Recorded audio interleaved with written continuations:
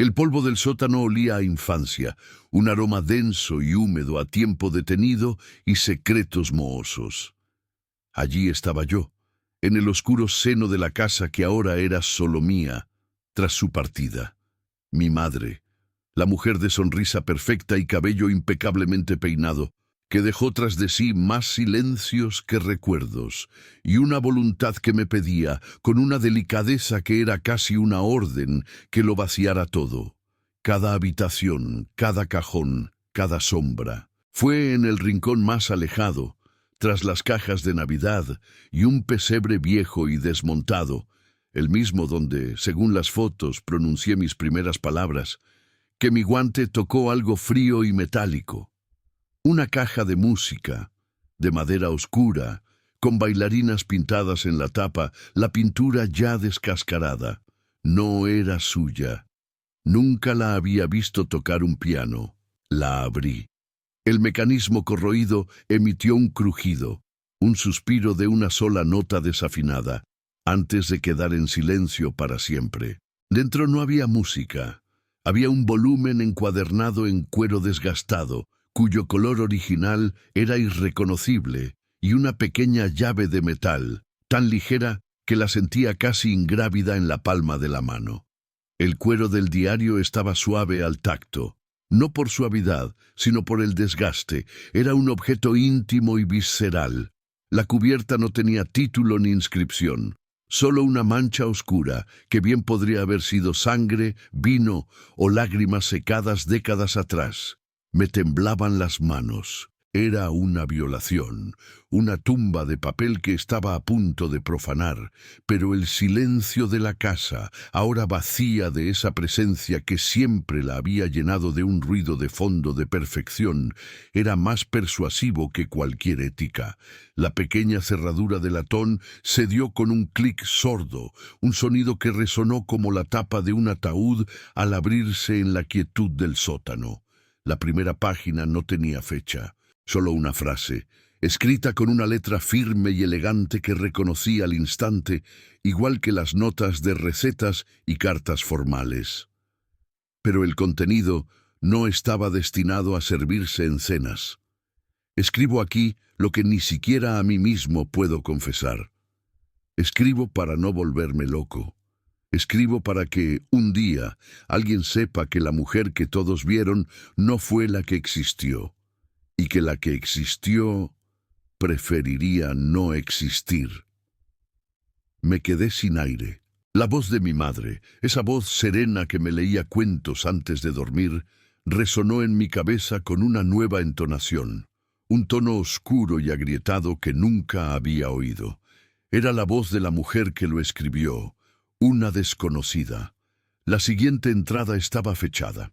Un verano de hace 40 años. Hoy soñé con el mar, soñé que buceaba, y el agua no era agua en absoluto, era oscura y espesa como aceite.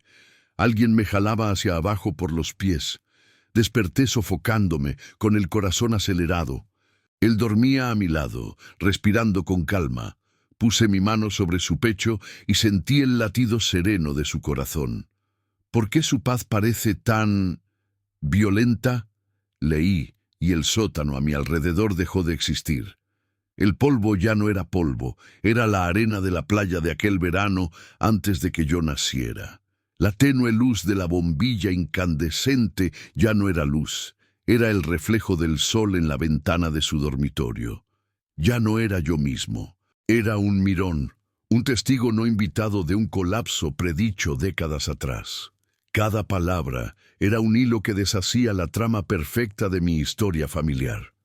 La imagen de mi padre, un buen hombre, un poco ausente, pero siempre constante, empezó a adquirir nuevas capas bajo la cruda luz de aquella escritura. Su paz la atormentaba. ¿Qué más? En aquella vida meticulosamente construida, era mentira. La promesa en la primera página era real. Este no era un diario de recuerdos felices. Era un confesionario, un depósito de un veneno que había llevado consigo sola durante 40 años, y yo, su hija, heredera involuntaria, acababa de dar el primer sorbo. De repente, la llave en mi mano se sintió pesada, como si cargara con el peso de todas las palabras no dichas que llenaban esas páginas. Supe, con una certeza que me heló la sangre, que nada volvería a ser igual después de esa página. La mujer por la que lloré no era la mujer que conocía. Y no tenía ni idea de a quién conocería en las siguientes páginas. Si esta historia te conmueve, comenta a continuación desde dónde la estás viendo y qué hora es allí. La voz que oigo en mi cabeza al leer estas palabras ya no es la mía, es la suya. Es más profunda, más lenta, cargada de una melancolía que nunca le permití poseer. El aroma a jazmín de su perfume favorito, que aún impregna algunas de sus prendas en el armario, ahora se mezcla, en mi memoria olfativa, con el olor a papel viejo y tinta descolorida. Paso la página. La fecha salta a la vista, un hito temporal que precede a mi propio nacimiento. El texto comienza a describir la ansiedad de los preparativos de la boda. El vestido de encaje blanco colgado en el dormitorio, una lujosa invitación de papel sobre la cómoda. Pero en medio de la banal descripción, una frase corta como una cuchilla, a veces lo miro en la cocina, hablando con mi madre y pienso, ¿quién eres tú? Y peor aún, ¿quién soy yo parada a tu lado? La inquietud no era por él, era por el vacío que sentía en su interior. Un vacío que el matrimonio, su imagen pública, su futura maternidad, no podían llenar. Ya se estaba perdiendo a sí misma, y nadie, ni siquiera yo, su hija, lo había notado. El diario era el único espejo que reflejaba su verdadero rostro, y yo apenas soportaba mirarlo. Su caligrafía, en aquellas primeras páginas, era un estudio de contradicciones. La tinta era la misma, un azul oscuro e indeleble, pero la mano que guiaba la pluma oscilaba entre una elegancia meticulosa y repentinos estallidos de ira o desesperación, donde las palabras se contraían, las líneas se inclinaban y las T se cruzaban con una fuerza desmesurada, casi rasgando el papel. Era como presenciar una actuación perfecta y de repente ver cómo la máscara del actor se agrietaba por un instante, revelando el sudor y la fatiga que se escondían debajo. Leí sobre el compromiso, sobre la presión de la sociedad y la familia para que ese matrimonio se llevara a cabo. Mi padre, retratado no como el amor de mi vida, sino como la decisión lógica y correcta, aprobada por todos. Todo el mundo me dice lo afortunada que soy, escribió en una entrada un mes antes de la boda. Es estable, amable y tiene un futuro prometedor. ¿Por qué entonces, cuando me dicen esto, me da escalofríos? ¿Como si me felicitaran por una cadena perpetua con cena de gala incluida? La imagen pública que mi madre cultivó, la anfitriona perfecta, la esposa devota, la mujer serena, se forjó en esas páginas no como una aspiración, sino como una prisión autoimpuesta. Describió su elección de cubiertos para la recepción con la misma frialdad clínica con la que un preso describiría los barrotes de su celda. ¿Plata o chapado en oro? Su madre sugiere plata. Es más clásico, más discreto, como todo en esta familia. Discreto, hasta en la respiración. A veces me dan ganas de gritar en medio de la cena solo para ver si alguien aparte de mí hace algún ruido. Y entonces apareció la primera sombra. La primera mentira activa. No solo la omisión de sus sentimientos. Se trataba de un vestido de seda color champán que había comprado en secreto, no blanco, para usarlo en una cena íntima con amigas, una despedida de soltera. Vio la bolsa. Me preguntó qué era. Dije que era un regalo para Clara. Mentira, fue tan fácil. La palabra salió de mi boca suave, redonda e inofensiva. Asintió y se puso a leer el periódico. Y yo me quedé en el pasillo, con el corazón latiéndome tan fuerte que temía que lo oyera. No por el vestido, por la comodidad. por el pequeño espacio que se había abierto dentro de mí para guardar cosas que no eran suyas. Esa pequeña mentira sobre un vestido fue la primera grieta, y en las siguientes entradas las grietas comenzaron a multiplicarse. Escribía sobre encontrarse con un viejo amigo de la universidad, un hombre que pasaba por el pueblo. Hoy me encontré con Gabriel, casualmente, tomando un café. Me preguntó si era feliz, la pregunta más sencilla del mundo. Abrí la boca para decir sí, el sí automático, el sí que todos esperan, y me atraganté. Miré su café, solo, sin azúcar, y pensé, lo toma amargo. Debe de conocer el sabor de las cosas de verdad. Gabriel. El nombre se cernía como una sombra sobre la pared de su matrimonio no consumado. No lo describían con una pasión desbordante, sino con una extraña familiaridad, una sensación de ser visto de una manera que mi padre, con su distante bondad, nunca había tenido. Gabriel se rió de un chiste estúpido que hice. No es la sonrisa educada de mi prometido, es una carcajada. No le interesa mi aprobación, y esa falta de interés es lo más liberador que he sentido en meses.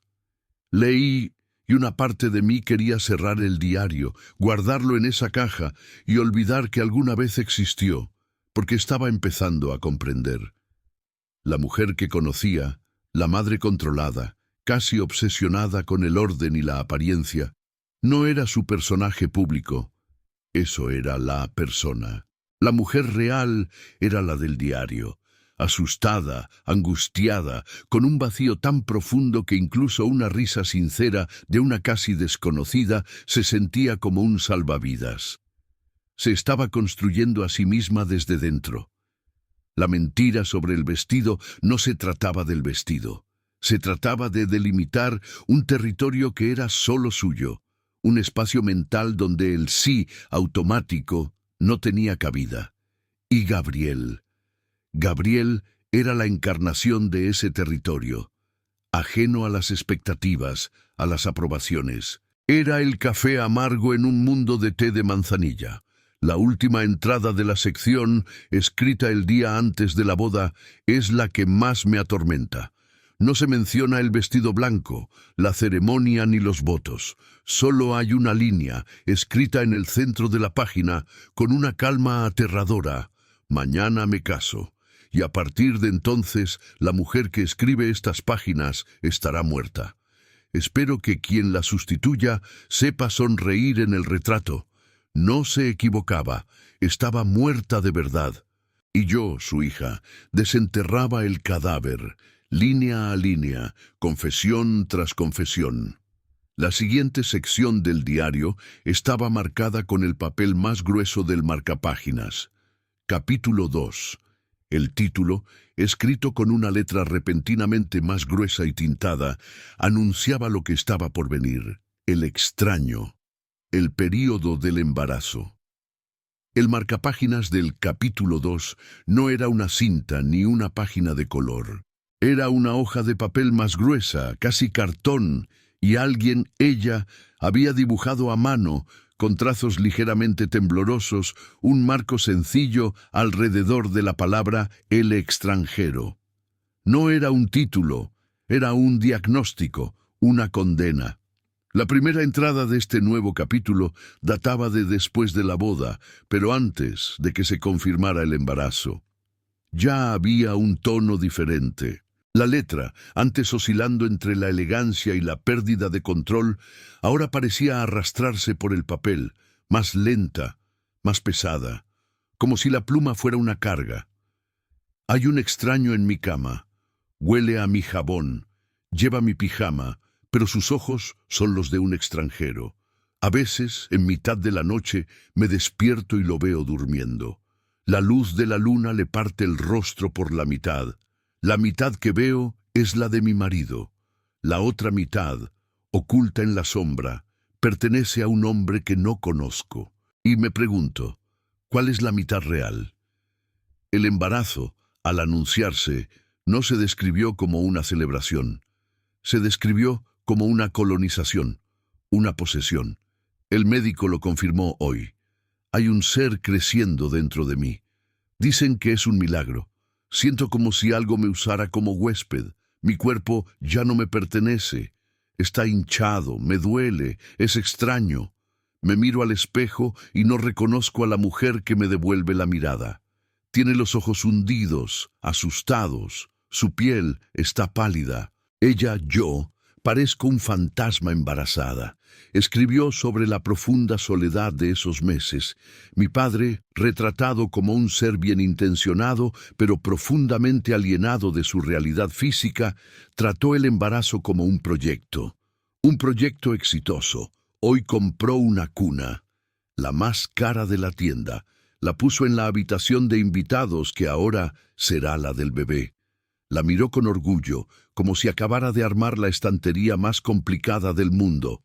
No ve al bebé, ve la idea del bebé, la idea de la familia, la idea de un futuro perfecto. Compra los muebles perfectos, pero no me toca la barriga. No me pregunta qué siento. Tiene miedo de lo que llevo dentro. Tiene miedo de en qué se ha convertido. La metáfora del extraño empezó a multiplicarse. Mi padre era el extraño en la cama. La bebé, yo, era la extraña dentro de ella. Y ella misma se había convertido en una extraña para sí misma. Siento náuseas todo el día. No son solo náuseas, son náuseas del alma. Una repulsión por todo esto.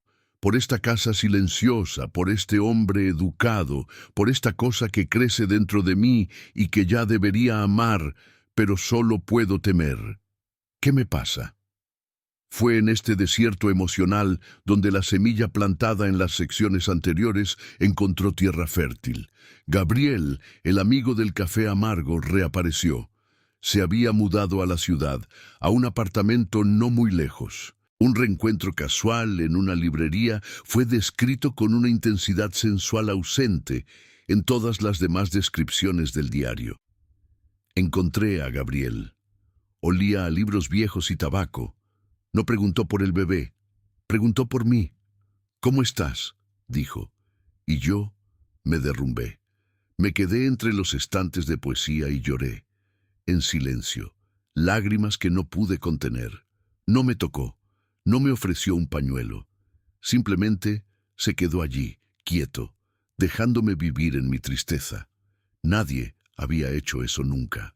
Todos intentan arreglarlo, silenciarlo, minimizarlo. Él simplemente lo presenció. Fue lo más íntimo que he experimentado. La atracción por Gabriel no se describía como pasión, sino como reconocimiento. Era un espejo que reflejaba no al fantasma embarazado ni a la esposa de un futuro prometedor, sino a la mujer real y asustada que se escondía tras todo. Era el antídoto contra la extrañeza. Pienso en él, todo el tiempo. No son pensamientos lujuriosos, son pensamientos de refugio. Pienso en su expresión seria mientras me escuchaba. Pienso en su olor. Es adulterio mental, lo sé. Pero es lo único mío, lo único que no fue planeado, aprobado ni comprado en una tienda de lujo. Es mi café amargo, mi sabor a la auténtica esencia. Una entrada, cerca del 7º mes, trajo de vuelta el símbolo del retrato familiar. Escribió sobre una sesión de fotos para celebrar el embarazo.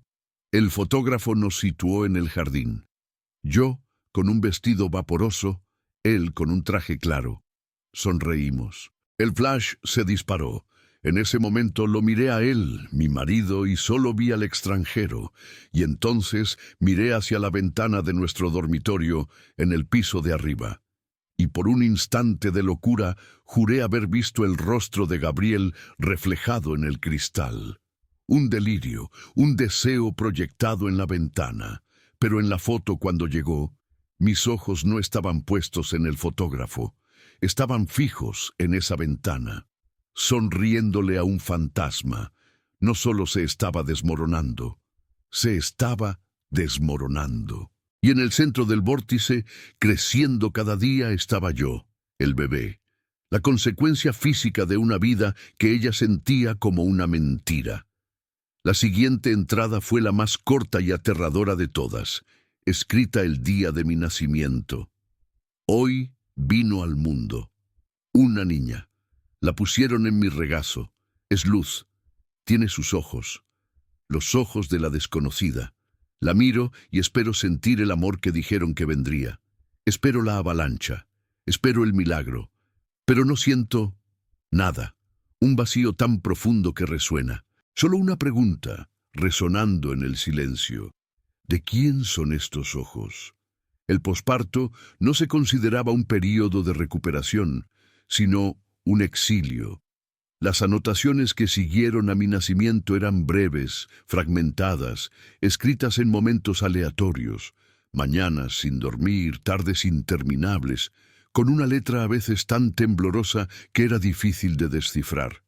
La mujer que escribía ya no era la joven novia angustiada ni la embarazada poseída. Era un espectro, el remanente de un ser al borde de la disolución. Dicen que es cansancio, que pasará. Mentiras. Es un agujero negro dentro de mí que lo absorbe todo. Luz, sonido, amor. La niña llora. Es un sonido que viene de lejos, de otro planeta. Alguien la recoge. Creo que es él, el desconocido, el padre. Finjo dormir. El romance con Gabriel no empezó con fuego y pasión. Empezó con una crisis nerviosa. Él apareció en casa, no sé cómo se enteró del nacimiento, trayendo un pequeño regalo, no para mí, el bebé, sino para ella, un libro de poesía de un autor desconocido del que habían hablado en esa librería. Mi padre no estaba allí. Ella describió la escena con un realismo alucinante. Llevaba una bata, tenía el pelo sucio, olía a leche agria y a lágrimas. Tocó el timbre. Cuando abrí la puerta, ni se inmutó. No puso esa mirada de lástima e incomodidad que todos ponemos. Sus ojos simplemente reconocieron, dijeron, lo sé. Me entregó el libro. Lo invité a pasar. La casa estaba hecha un desastre. Pañales tirados por todas partes, biberones sucios. Me senté en el sofá, me acurruqué, y él se sentó en el sillón, en silencio. No hablamos. Su silencio no era vacío, era pleno, era permiso. Y entonces empecé a hablar. Hablé del miedo, del vacío, de la extraña mujer en el espejo que era mi madre. Dije cosas que nunca le había dicho a nadie. Él escuchó. Y cuando ya no podía más, vino al sofá, se arrodilló ante mí y apoyó la cabeza en mi regazo. No como un amante, como un hijo, como un hermano, como si buscara consuelo en mí, y ese gesto fue lo más erótico que jamás había visto. Viví. El primer contacto físico llegó semanas después. No lo describió con ardor, sino con una necesidad visceral de confirmar que aún existía, bajo toda esa capa de madre, esposa y depresión. Nos conocimos en un apartamento vacío que un amigo suyo vendía. Solo había un colchón en el suelo y la luz del atardecer se filtraba por las ventanas sin cortinas. No se trataba de placer, se trataba de verdad. Cada caricia, cada beso era una pregunta. ¿Me ves? Y la respuesta en su cuerpo era sí. Allí yo era real. Afuera era la esposa del extranjero, la madre del niño, la hija de la alta sociedad. Allí, en ese suelo polvoriento, con ese hombre que no me debía nada, era solo un cuerpo que sentía. Fue lo más honesto que había hecho desde siempre. Escribió sobre los encuentros con una claridad brutal que dolía. Detalló la logística de las mentiras, la niñera contratada por unas horas, la compra de comestibles usada como coartada, el temblor en sus manos mientras inventaba una reunión benéfica. La mentira sobre el vestido de seda se había convertido en un monstruo de 1000 cabezas, y ella se alimentaba de él. Llego a casa y él, mi esposo, me pregunta si la reunión estuvo bien. Le digo que sí, que recaudamos fondos. Asiente satisfecho, me besa la frente, tiene los labios secos, impersonal, el beso de un compañero de trabajo, y huelo a Gabriel en mi piel bajo el perfume. es mi secreto, mi verdadero pecado, lo único intocable para esta vida de mentiras. Fue entonces cuando surgió el símbolo que mencionaste, el elemento obligatorio. Había una foto de una de las cenas familiares. Mis abuelos, mis padres y yo, con un bebé en brazos, todos sonriendo a la cámara.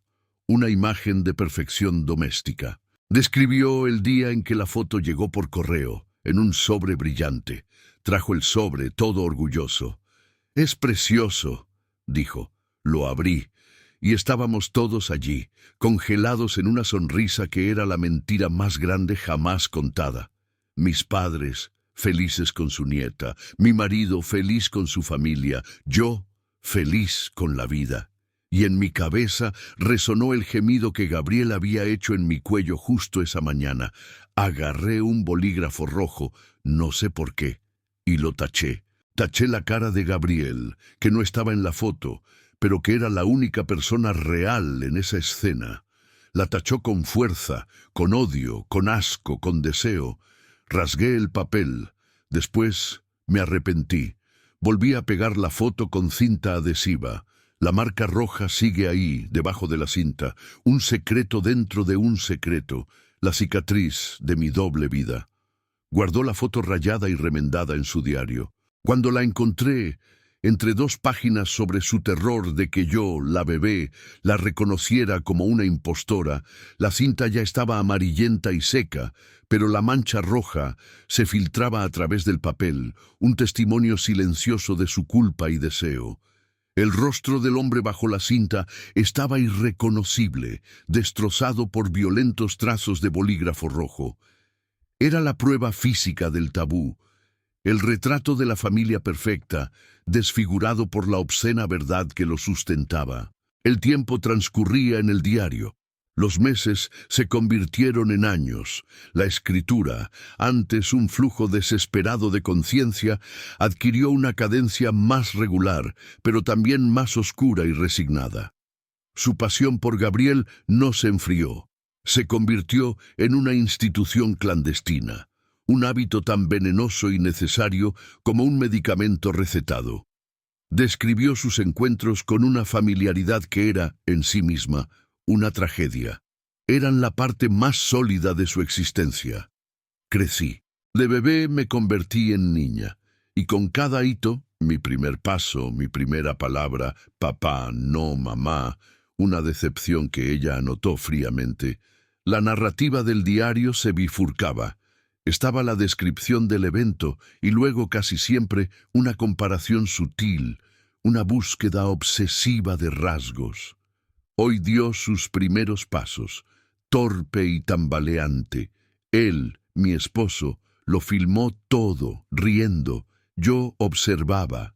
Intenté ver si la forma en que balanceaba los brazos para equilibrarse era como la de él, o si la determinación en su mirada, la terquedad para no caer, venía de algún otro lugar. Es un ejercicio inútil. Ella es simplemente ella misma, pero no puedo parar. La duda ya no era una sombra pasajera, era una estructura. Construía altares mentales para comparar el color de mis ojos. Eran más claros que los de mi padre. La forma de mis orejas. Gabriel tenía lóbulos así. Mi risa era estridente como la suya. Gabriel le trajo un regalo hoy. Un osito de peluche. Dijo que era de un amigo. Mi esposo me dio las gracias, sin sospechar nada. Cogí el osito y sentí una calidez maligna. Era la prueba, un trofeo de nuestro secreto invadiendo la fortaleza de las mentiras.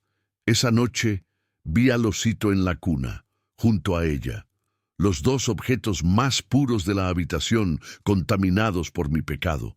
La cuna, la que mi padre compró con tanto orgullo, se convirtió en el epicentro de su angustia existencial.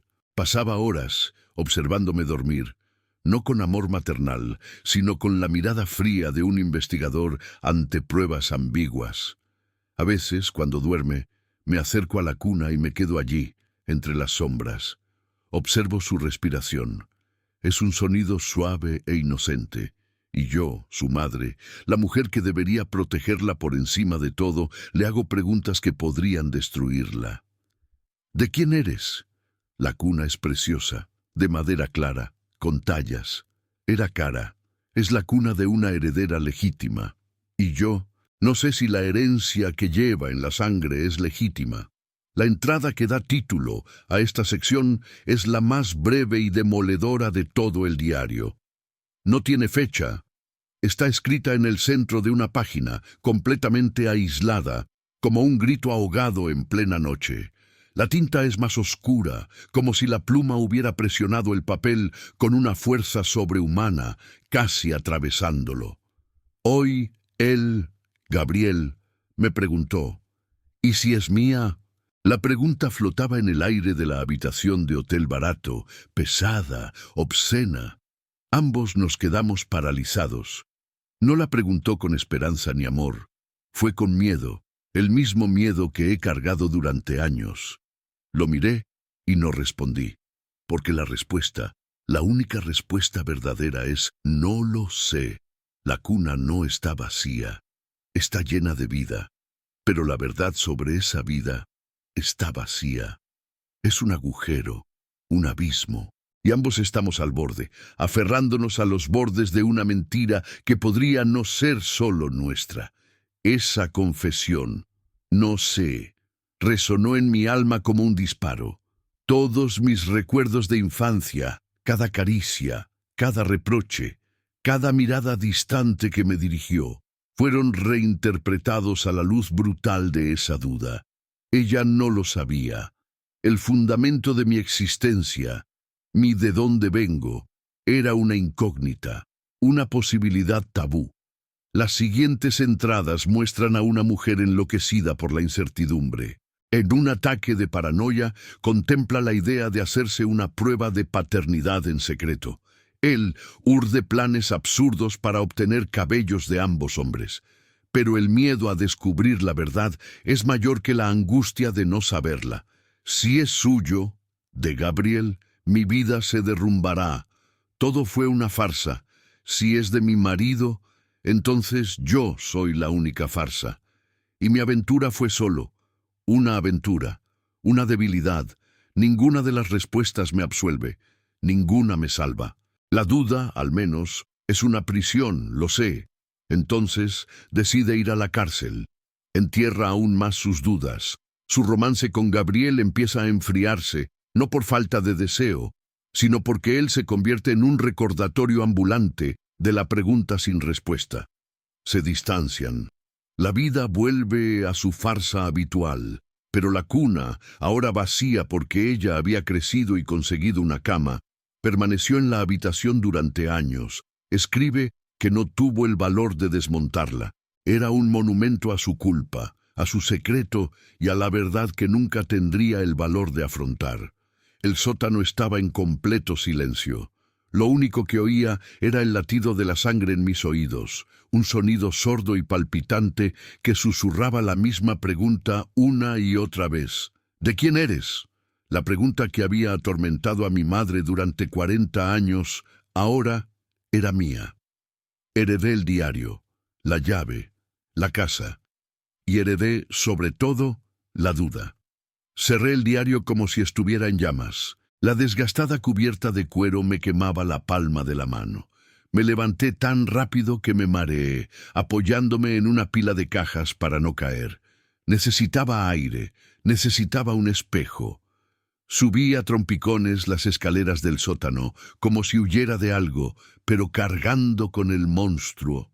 La luz del pasillo, amarillenta y tenue, me pareció dura después de la penumbra del sótano. Entré al baño y cerré la puerta con llave. Apoyé las manos en el frío lavabo de mármol y levanté la cabeza para mirar a la mujer del espejo. ¿Quién era ella? Siempre me dijeron que tenía los ojos de mi padre. Se parece mucho a su padre. Era el mantra de cada reunión familiar. Lo acepté con orgullo. Ahora esa certeza se desmoronaba. Me miré a los ojos, intentando ver más allá del color. La forma, la profundidad, estaban ¿Compartir eran de algún extraño? ¿Eran mí? Me temblaban las manos al tocarme la cara. Me pasé los dedos por el puente de la nariz. ¿Era su nariz? Recordé una vieja foto de Gabriel, una que había visto en el álbum de graduación de mi madre hacía años, sin darle importancia. ¿Tenía la nariz más afilada? Mis pómulos eran altos como los de mi madre, pero ¿y mi barbilla? ¿Era cuadrada como la del hombre al que había llamado padre toda mi vida? ¿O tenía la suavidad de ese otro rostro, el fantasma, el amante? Fue una disección grotesca. Cada detalle de mi rostro, que siempre había sido un todo, una unidad que era fue fragmentado, examinado y ubicado en dos escalas imaginarias. Por un lado, la herencia legítima. Por el otro, el tabú. Salí del baño y caminé por la casa silenciosa. Cada objeto cobraba un nuevo significado. El sillón favorito de mi padre. ¿Me sentaba en él con la comodidad de un heredero legítimo o era un lugar que nunca me había pertenecido realmente? La herencia ya no se trataba de muebles ni cuentas bancarias. Se trataba de sangre, de ADN, de la historia que corre por nuestras venas y que, había descubierto, podía ser ficción. Encontré el álbum de graduación en el armario de la sala. Hojeé las páginas con dedos vacilantes, y allí estaba. Gabriel, más joven, sonriente, con una mirada que incluso en blanco y negro transmitía una intensidad desconcertante. Busqué mis rasgos en él. La sonrisa, la distancia entre sus ojos, era una tortura. Cuanto más miraba, más veía. Posibilidades. El poder sugestivo de la duda era un veneno que lo distorsionaba todo. Recordé una vez, cuando era adolescente, que tuve una fuerte discusión con mi padre. Me gritó que era terca y egoísta, igual que tu madre. En ese momento, me dolió. Ahora, el recuerdo me impactó de otra manera. ¿Y si la terquedad no era suya? ¿Y si lo era otro linaje? La personalidad también entró en la danza macabra de la genética incierta. La voz de mi madre, de las grabaciones caseras que veíamos en Navidad, resonaba en mi cabeza. Cómo se reía, cómo fruncía el ceño al concentrarse. Siempre había imitado esos gestos. Ahora parecían prestados, falsos. Una actuación que había aprendido observando a una mujer que también actuaba constantemente. La pregunta ¿de quién eres? Se convirtió en ¿quién soy yo? Los cimientos de mi identidad, que creía tan sólidos, resultaron ser arena movediza. Ya no era la hija de X o Y, era una ecuación sin resolver, un enigma biológico, la consecuencia viviente de un secreto de 40 años. Toda la casa se convirtió en un espejo distorsionado. Cada foto familiar en la pared era una mentira enmarcada. Cada objeto que mi padre me regaló era un recordatorio de una paternidad que quizá no fuera real. La herencia que recibí no fue el diario, fue la incertidumbre, fue el peso aplastante de cargar con una verdad incompleta, una sangre que podría haber pertenecido a otra persona. Era tabú, no como una historia para leer, sino como una realidad para habitar. Y en medio de la confusión, una pregunta aún más inquietante empezó a surgir, susurrada desde lo más profundo de mi subconsciente. Si no era la hija legítima del hombre que me crió, ¿qué significaba nuestra relación? Y lo que sentía por él, amor, respeto, ira, ¿iba dirigido a quién? La necesidad era repugnante, física, como una picazón en mi cerebro que solo una respuesta podía calmar. La duda heredada no era pasiva, era un parásito que se alimentaba de mi cordura. El diario no bastaba, las fotos no bastaban. Diseccionar mi propio rostro en el espejo era un ejercicio de masoquismo circular que solo me generaba más preguntas. Necesitaba el original. Necesitaba el fantasma de carne y hueso. Encontrarlo no fue difícil. El diario, con su enfermiza meticulosidad, era también un documento histórico. Nombres de calles, barrios, el nombre de la empresa donde Gabriel había trabajado. Una rápida búsqueda en Internet arrojó el perfil en redes sociales de un hombre de la misma edad, jubilado, que vivía en una ciudad a 3 horas de distancia. La foto era pequeña y borrosa, pero los ojos, incluso después de 4 décadas, esos ojos conservaban un eco de la intensidad que mi madre describió. Era él. Concerté la cita con una mentira tan ingeniosa y convincente como las que había usado mi madre. Dije que era investigador universitario y escribía una tesis sobre su generación, los profesionales que moldearon la ciudad a principios de los 80. Aceptó, con la voz un poco sorprendida, pero amable, aunque algo lenta. Quedé en tomar un café en un lugar neutral, una sencilla panadería cerca de su casa. El viaje en coche fue un desenfoque. No recuerdo el paisaje, las canciones de la radio, las paradas. Solo recuerdo el sonido del diario, en el bolso del pasajero, susurrando cada miedo, cada expectativa. No sabía qué iba a decir, no sabía qué quería oír. Ya estaba allí, sentado en una mesa junto a la ventana, con una taza de café humeante y un periódico doblado a su lado. Era un hombre alto y delgado, de cabello blanco puro y rostro surcado por profundas arrugas. Vestía un abrigo sencillo y gafas. Parecía común y corriente, inofensivo. Nada que ver con la figura tempestuosa y salvadora del diario. Al acercarme, levantó la vista, y entonces lo vi.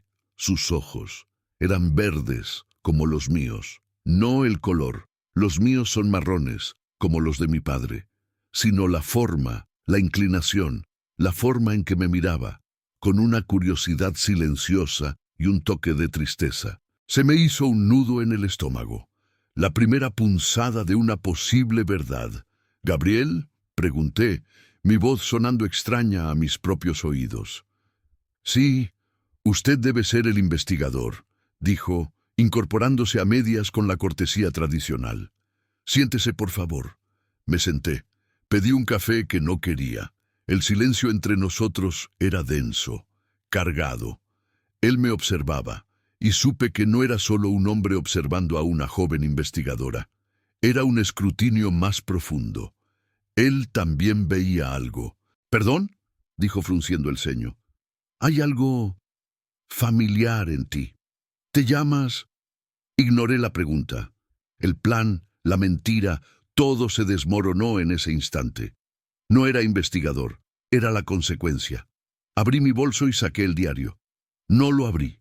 Simplemente lo dejé sobre la mesa entre nosotros. La desgastada cubierta de cuero era una presentación más elocuente que cualquier palabra. El color desapareció de su rostro. Sus ojos, antes curiosos, se abrieron de par en par con un terror silencioso y un reconocimiento instantáneo. No necesitó abrirlo.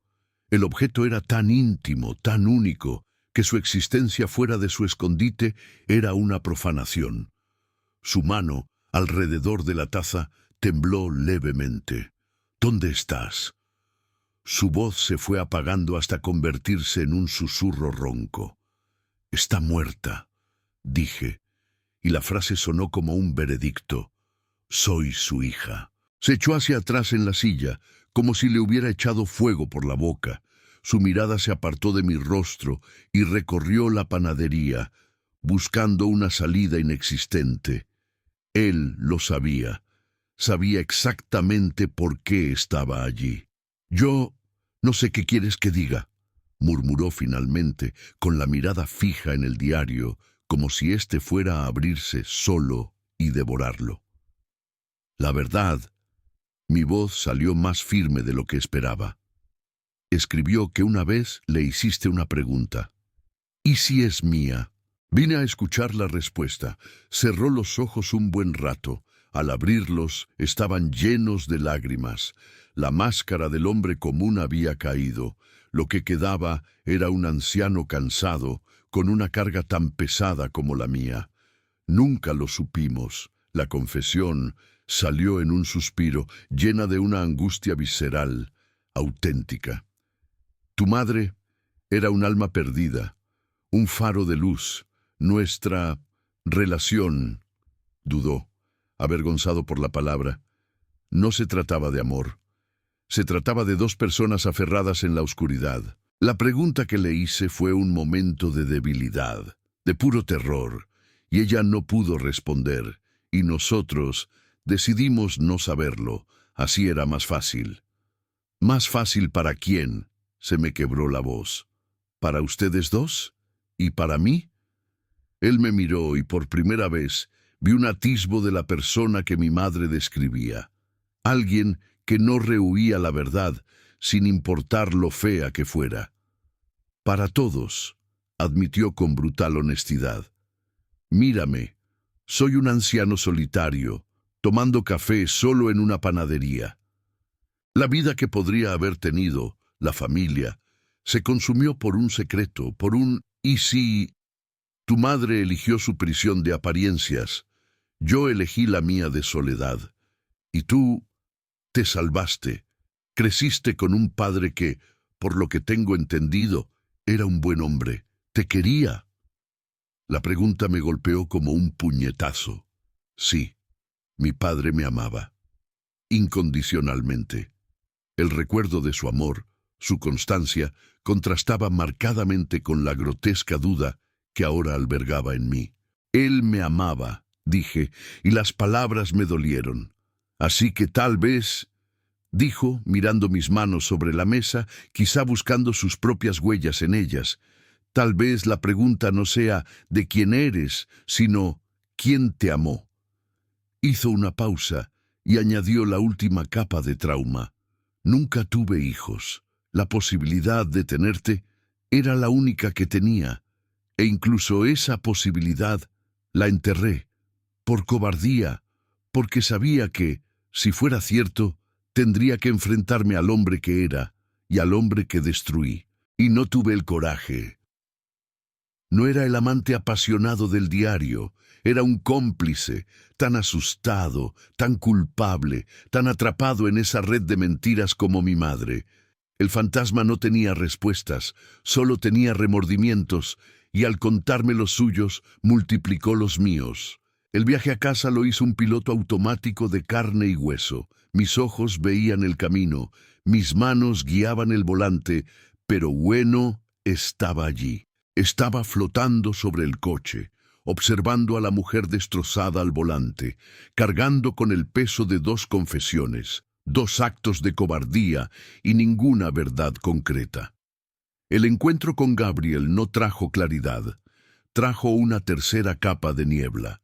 La duda ya no era un secreto compartido por dos, sino por tres, y su arrepentimiento, tan palpable y humano, era de alguna manera más inquietante que el de un villano.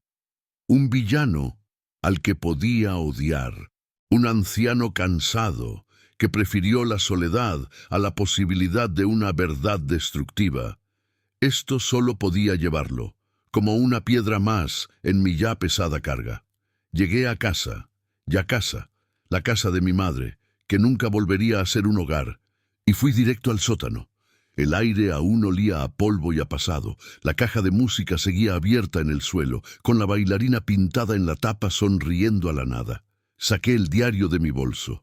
El cuero ahora parecía vivo, palpitante, como la piel de una criatura venenosa.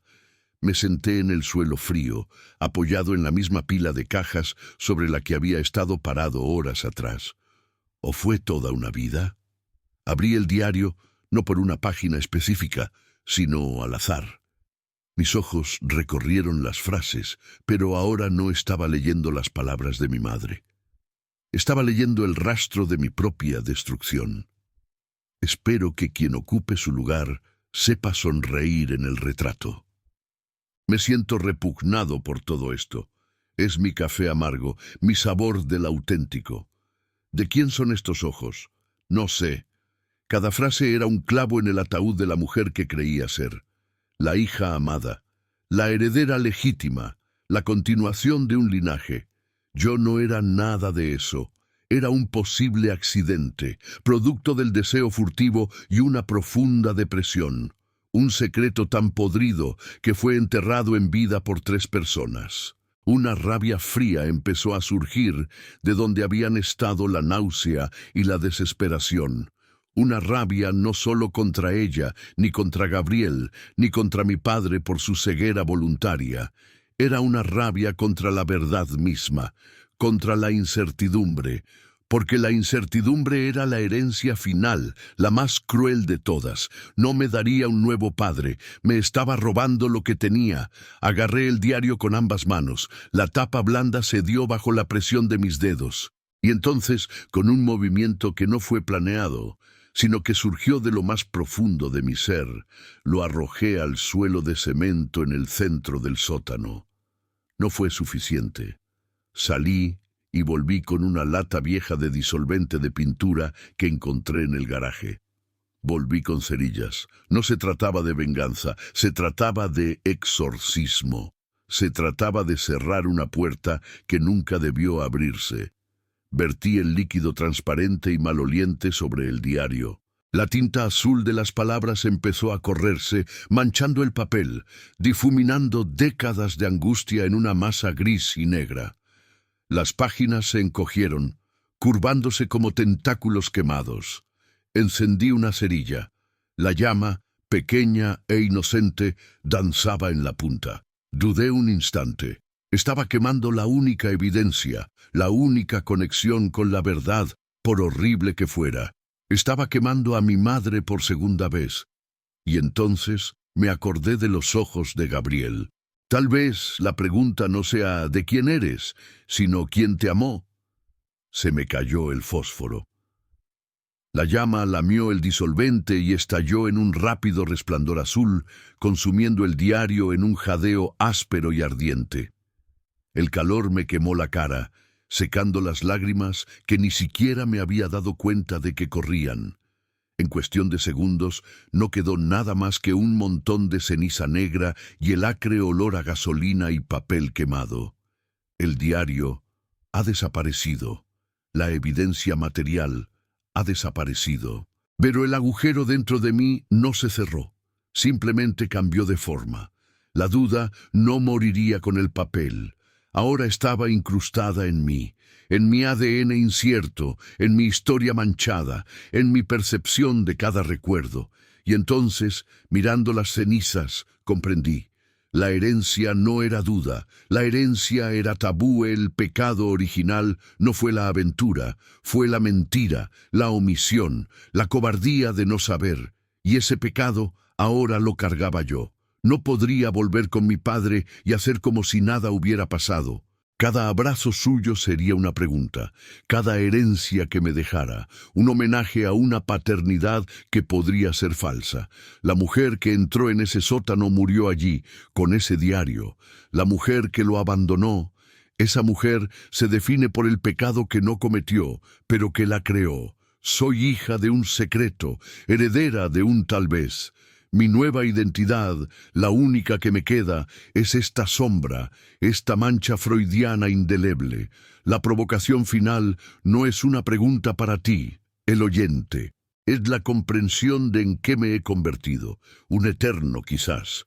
Y quizás, al final, todos lo somos. La pregunta es, ¿tendrías el valor de quemar el diario? ¿O tendrías el valor de vivir con él? La ceniza se enfría en el sótano. El silencio regresa, pero esta vez es diferente. No es el silencio de un secreto guardado, sino el de un secreto consumido. Y en el eco del crepitante fuego, una verdad aún más inquietante que todas las demás me susurra. Al destruir el diario, no maté el secreto, me convertí en él.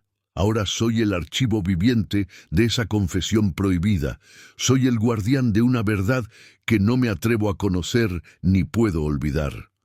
Cada mirada al espejo, cada parecido con mi padre, real o imaginario, será un capítulo de este libro quemado que llevo en el alma. El legado más insidioso no es la duda sobre mis orígenes, sino la comprensión de que la cordura reside en aceptar la ficción que nos construye. Mi madre eligió la mentira de la perfección. Gabriel eligió la mentira de la soledad. Mi padre, tal vez, eligió la mentira de la dichosa ignorancia. ¿Y yo? Quemo la evidencia y abrazo el vacío. Porque al final, la pregunta freudiana no es ¿qué te hizo tu padre?, sino ¿qué harás con lo que te hicieron? Me convertí en cenizas, y de las cenizas que nace, no un fénix, sino un fantasma, un eco. La pregunta que nunca cesa. Si esta historia te conmueve, comenta a continuación desde dónde la estás viendo y qué hora es allí. Ahora mira tus propias manos. ¿Qué esconden? ¿Qué diario no has quemado? ¿Qué verdad preferirías llevar como una carga que verla como un espejo? La oscuridad no está en las confesiones que leemos. Está en el silencio que elegimos mantener. El tabú no es lo que se hizo en el pasado, es lo que hacemos con ello en el presente. Buenas noches.